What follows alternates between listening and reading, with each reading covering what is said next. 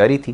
عید کا موقع ہے, یقیناً خوشی کا موقع ہے, اور اس کو اچھے اور احسن طریقے سے منانے کی بھی ضرورت ہے. تاہم جیسے پروگرام کے ابتدا میں نے عرض کیا کہ یہ وہ وقت نہیں ہے جس وقت کھل کر خوشی کا اظہار کیا جا سکتا ہے, کیونکہ اس وقت جو کچھ ہو رہا ہے, بالخصوص جیسے میں نے فلسطین کا تذکرہ کیا, فلسطین کے ساتھ ساتھ ہمارے ہاں کشمیر کی جو صورتحال ہے وہ انتہائی ابتر ہے. بہت ساری چیزوں سے ہم شاید اب لاپرواہ ہو چکے ہیں, لیکن یہ کشمیر کا بھی جو معاملہ ہے یہ پہلے سے زیادہ سنگین ہو چلا ہے, اور وہاں پہ بھی جو انسانیت سوز مظالم کیے جا رہے ہیں شاید اس کی بھی نظیر تاریخ انسانی میں نہیں ملتی. اور اس کے ساتھ ساتھ بالکل جیسے فلسطین کے بارے میں نے تذکرہ کیا کہ 30,000 سے زائد لوگ جو ہیں وہ شہید کیے جا چکے ہیں, بڑی تعداد ان میں عورتوں اور بچوں کی ہے.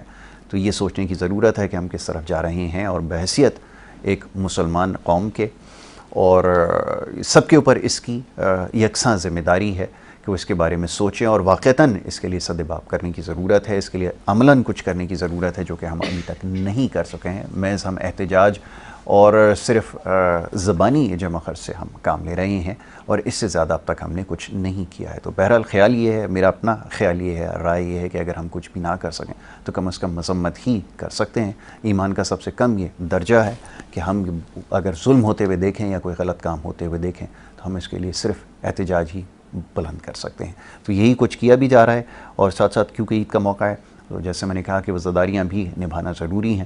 تو یہ جو خصوصی پروگرام ہے آج, اس کی نوعیت تھوڑی سی مختلف ہے. بیک گراؤنڈ میں آپ دیکھ رہے ہیں اس کو بڑی خوبصورتی سے سجایا گیا ہے. ہماری ٹیم نے بڑی کوششوں اور کاوشوں کے ساتھ یہ ساری کام کیے ہیں. بہرحال یہ ایک میڈیا پہ کام کرنے کے حوالے سے, ایک حیثیت سے میڈیا پرسن کے ایک ذمہ داری بھی ہے کہ یہ سارا ایک محفل جو ہے لگائی جائے. اور کچھ دیر پہلے بھی یہی بات ہو رہی ہے, گو کہ دل تو نہیں ہے, نہ الفاظ ساتھ دے رہے ہیں, نہ دل ایسا ہے بوجھل ہے, کیونکہ جو کچھ اب ہم نے دیکھا ہے, اور جیسے میں نے کہا کہ شہر کراچی کے اندر ہی جو کچھ ہوا ہے, ویسے تو پورے ملک ہی امن و امان کی صورتحال بہت زیادہ ابتر ہے, لیکن اس میں بھی جو شہر کراچی کے اندر ہوا ہے, سینکڑوں لوگوں کو جو ہے وہ مار دیا گیا موبائل اسنیچنگ کے نام پہ, ڈکیتی کے نام پر, اور نہ جانے کس کس نام پر. تو یہ بھی ہم جو ہے وہ اس کے اوپر خوشی نہیں منا سکتے, اور اس کے اوپر بھی صدا احتجاج بلند کریں گے, اور عید کے بعد بھی اس کے اوپر بھرپور احتجاج جو ہے وہ کیا جائے گا. یہ پیغام بڑا صاف آپ کے لیے ہے, یہ تمام اتھارٹیز کے لیے, کہ عید کے بعد اس سے زیادہ جو ہے وہ پرزور احتجاج بھی ہوگا, اور اس کے اوپر خصوصی پروگرامز بھی نشر کیے جائیں گے, بالخصوص جو کچھ کراچی شہر میں ہوتا رہا ہے ماہ مبارک میں. معزز مہمانوں کا جو پینل ہے اس میں تھوڑی سی تبدیلی واقع ہوئی ہے. اس دوسرے حصے میں جناب اس وقت ہمارے ساتھ ہمیں جوائن کیا ہے ڈاکٹر شفیق یاسین نے, جو کہ ایک ماہر نفسیات ہیں, اور ہمارا ایک خصوصی پروگرام بھی ہے جو جمعے کے روز جو ہے نشر کیا جاتا ہے, جس میں آپ کی نفسیات کے حوالے سے ہم معاملات کے اوپر گفتگو کرتے ہیں. تو معزز مہمان ڈاکٹر شفیق یاسین صاحب نے تشریف فرمائے, ان کو بھی عید کے اس خصوصی موقع پر خوش آمدید کروں گا. بہت شکریہ, بڑی نوازش ڈاکٹر صاحب. تھینکس, اور عید کی مبارکباد جو ہے وہ قبول کیجیے. اور ویسے تو ہم جب بھی پروگرام کرتے ہیں نفسیات کے حوالے سے بات کرتے ہیں, لیکن ابھی بڑی دلچسپ گفتگو جو ہے کچھ دیر پہلے ہو رہی تھی. ہماری جو مہمان شخصیات ہیں انہوں نے بڑی اچھی بات کی کہ ہماری نفسیات میں بھی شاید یہ چیز شامل ہو چکی ہے کہ ہمیں کام کرنے کی شاید جو ہے وہ ضرورت محسوس نہیں ہو رہی, اور جناب اس کے ساتھ ساتھ جو کچھ ہو رہا ہے وہ آپ کے سامنے ہے. تو ہم ذرا نفسیات کے اوپر بات کرتے ہیں. یہ جو کام نہ کرنے کی جو عادت ہے یہ بن چکی ہے, اس کو کیسے تبدیل کیا جائے, یہ ذرا فرمائیے گا. جی ڈاکٹر صاحب, آپ کی کیا رائے ہے؟ اس پہ تو خیر ہم بہت بات کر چکے ہیں پہلے بھی یاسر, اور ڈیفینیٹلی جتنی بات کی جائے کم ہے. اور آپ صحیح کہتے ہیں کہ اس وقت ایشو یہ ہوتا جا رہا ہے پاکستان میں کہ لوگ جو ہیں لرنڈ ہیلپلیسنس میں جا رہے ہیں, مایوسی کی طرف جا رہے ہیں, انزائٹی بڑھ رہی ہے, ٹراما بڑھ رہا ہے. جیسے آپ بتا رہے ہیں کہ حادثات ہیں, چھینا جھپٹی ہے, معاشی حالات صحیح نہیں ہیں. لیکن آئی تھنک اس سے بڑھ کے جو ایشوز ہیں وہ یہ ہیں کہ ہماری لا اکاؤنٹیبلٹی جو ہے وہ ایک بہت بڑا ایشو ہے جی. اور اس کو اگر بہتر بنایا جائے تو میرا نہیں خیال کہ اتنی زیادہ سچویشن خراب ہونی چاہیے جتنی کراچی میں ہے. کیونکہ دیکھیں کھانا پینا بیسک نیسیسٹیز جس کے لیے انسان جد و جہد کرتا ہے, چھیننا جھپٹی کرتا ہے, کیا وہ اویلیبل نہیں ہے کراچی میں؟ میں سمجھتا ہوں ہے, کیونکہ جس طرح سے ڈونیشنز دیے جاتے ہیں, جس طرح سے کھانے پینے پرووائڈ کیے جاتے ہیں, جس طرح سے میں سمجھتا ہوں ہم افریقہ میں نہیں ہیں, ہم ریزنیبلی ہمارا پاکستان کا شمار ڈیولپنگ کنٹریز میں ہوتا تھا میں سمجھتا ہوں. اب ہم انڈر ڈیولپ کی طرف جا رہے ہیں. لیکن کیوں؟ مسئلہ یہ ہے کہ ہم لوگوں کو بیسکلی بالکل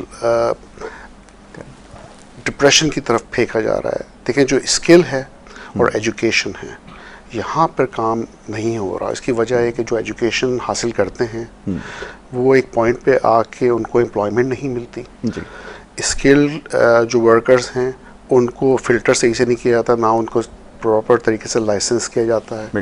ٹھیک ہے, ہمارے پاس ایک بہت بڑی پاپولیشن ہے ینگ لوگوں کی جن کو اچھی طرح سے یوٹیلائز کیا جا سکتا ہے. ٹھیک ہے, جس کی یوٹیلائزیشن نہیں ہے. ملک میں یوٹیلائز کیا جا سکتا ہے, ایکسپورٹ کیا جا سکتا ہے, طریقے سے ایکسپورٹ کیا جا سکتا ہے. ہم انڈیا کو دیکھتے ہیں, چائنا کو دیکھتے ہیں, انہوں نے کس طرح سے اپنی ینگ پاپولیشن کو یوٹیلائز کرتے ہوئے ود ان فیو ڈیکیڈس اپنے ملک کی اکانومی کو کمپلیٹلی چینج کر دیا. ٹھیک ہے نا. اب میں بات کر رہا ہوں ٹاپ باٹم اپروچ کی, کیونکہ بات یہ ہے کہ اوپر کے لیول سے کیا چیز ہونی چاہیے تھی جو نہیں ہو رہی.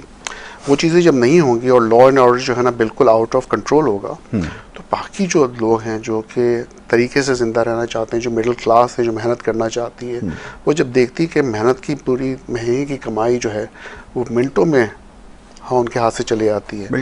میں ہاسپٹل چلاتا ہوں.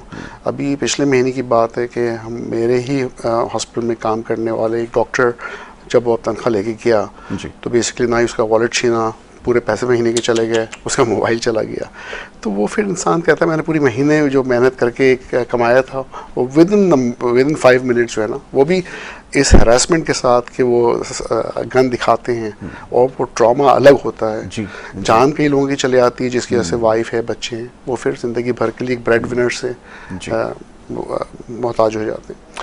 تو میں یہ سوال یہ پوچھ رہا ہوں کہ ہم جب ٹیکسز کی بات ابھی کچھ عرصہ دیر پہلے ہو رہی تھی, تو کیا وہ ٹیکسز کی یوٹیلائزیشن جو ہے لا اینڈ آرڈر کی اکاؤنٹیبلٹی نہیں ہو سکتی؟ بالکل نہیں. اسلام کہتا ہے کہ اگر آپ چوری کرتے ہیں ہاتھ کاٹ دیں. میں اس کو پوری طرح سے مانتا ہوں. اس کی وجہ ہے کہ آپ 10 لوگوں کے ہاتھ تو کاٹ کے دیکھیں نا, 4 لوگوں کی گردنیں توڑائیں, پھر میں دیکھتا ہوں کہ کیسے چوریاں ہوں گی. بالکل کوئی کسی کی ہمت نہیں ہوگی, پیچھے سے پڑی بھی ہوگی, کوئی ہاتھ نہیں لگائے گا. لیکن کیا چیزیں ہو رہی ہیں ہمارے ملک میں. جب ہم بات کرتے ہیں اسلامک کنٹری کی تو ہم اس پہ امپلیمنٹیشن نہیں کر رہے. اور اس کے لیے میرا نہیں خیال کہ بہت زیادہ فنڈنگ کی ضرورت ہے.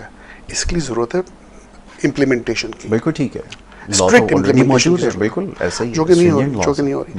اور جو باقی محنت کرنے والے لوگ ہیں وہ ڈیمورلائز کیوں نہیں ہوں گے؟ پھر ڈیمورلائز ہوں گے, فرسٹریٹ ہوں گے, ان کی انزائٹی بڑھے گی, اس کا ڈپریشن بڑھے گا, ٹراما بڑھے گا, PTSD ہوگی, اور یہ ساری چیزیں نفسیات کو جو ہے نا پھر اور مزید بڑھاتی ہیں. پھر وہ پیشنٹس آتے ہیں کس کے پاس ہیں, سائیکالوجسٹ کے پاس آتے ہیں, سائیکیٹرسٹ کے پاس آتے ہیں, شاید ان کے پاس نہیں آ سکتے کہ افورڈ نہیں کر سکتے تو سوئسائڈ کر لیتے ہیں, پوری فیملی سوئسائڈ کر لیتے ہیں. اور یہ ٹرینڈ بڑھتا جا رہا ہے. اسٹوڈنٹس میں دیکھ رہے ہیں, ینگ لوگوں میں دیکھ رہے ہیں, رکشا ڈرائیورس میں دیکھ رہے ہیں, محنتی لوگوں میں دیکھ رہے ہیں کہ پہلے محنت کرتے تھے, آؤٹ پٹ تھا. اب محنت کرتے ہیں, بچت نہیں ہے. ہر چیز اتنی مہنگی کر دی گئی ہے, پیٹرول سے لے کے ایوریتھنگ. تو وہ بیچارے نہیں پورا کر سکتے. جو ایمانداری سے کام کر کے زندگی گزارنا چاہ رہے ہیں وہ پوری طرح سے نہیں کر پا رہے ہیں. جو شارٹ کٹس لے رہے ہیں ان کے لیے آسانیاں پیدا ہوتی جا رہی ہیں. بالکل ایسا, یہ شارٹ کٹس ہی ہیں. آپ نے بالکل صحیح کہا. جی سلمان صاحب, کیا کہنا چاہیں گے مزید اس کے اوپر, کیا اضافہ کیا جا سکتا ہے؟ یہ سب کچھ تو ہو رہا ہے, جو لا اینڈ جسٹس کا سسٹم ہے, میں اس کے اوپر کیا کہوں. میں آپ کو صرف اس کے اوپر ایک واقعہ سنا دیتا ہوں, باقی بات آپ میرے خیال میں زیادہ بہتر طور پہ سمجھ سکیں گے. ایک کانفرنس ایک جگہ منعقد ہوئی جہاں پر پوری دنیا کے جتنے بھی وزیر تھے وہ آئے سارے, وہ ایک دوسرے سے میٹنگ ہو رہی تھی. تو ایک افغانستان کے ایک وزیر آئے, تو پاکستان کے وزیر بھی ایک وہاں پر موجود تھے. تو انہوں نے پوچھا کہ جی آپ کے پاس کون سی وزارت ہے؟ تو افغانستان کے جو وزیر تھے انہوں نے کہا میرے پاس جو ہے وہ پورٹس اینڈ شپنگ کی جو ہے وہ وزارت ہے. تو وہ بڑا پاکستانی وزیر حیران ہوئے, موصوف کہنے لگے کہ جب وہاں پہ پورٹس ہی نہیں ہے تو یہ پورٹس اینڈ شپنگ کی جو ہے وہ وزارت کیسے ہو گئی؟ انہوں نے کہا کمال کرتے ہیں, آپ کے ملک میں بھی تو انصاف اور قانون کی وزارت ہے. تو اس کے اوپر انہوں نے خاموشی اختیار کی. تو میں اب یہ اس سے زیادہ اور